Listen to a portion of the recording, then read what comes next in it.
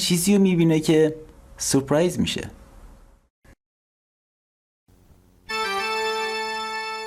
انگشت رو بالا میبره تا به پیرمرد اون نشون معروف رو بده.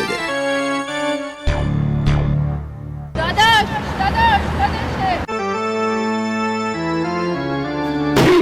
چطور ممکنه؟ بیا تا پدرتو در بیار. آره مشتی، من به احمدی نژاد رای دادم. برو بابا هیچ میری. تو با زن من نشستی داری آب نبات میخوری. برو بابا آخه بیتون چیه؟ ولی ما خریم، نمیفهم چه گوی داری میخوری. راجع به چی حرف میزنی؟ وگرنه در و داغونش میکردم. آقا اشتباه شده، آقا این چه کاری رو میکنی؟ چی زنگ می‌زنی این آیفون جواب نمیدم. من می‌فرستم این دخترم چی آوردن؟ دارم میرسم خونه، فقط بهم زنگ بزن. چقدر سر نمازان برای خوشبختی اون دعا کردم. آره دوستش دارم. دماغتون قبل از عمل چی بوده که الان این شده؟ خفه شو. فقط بیا از خونه من برو بیرون.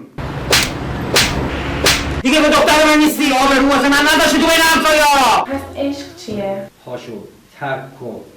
چی گفتی بی غیرت ها؟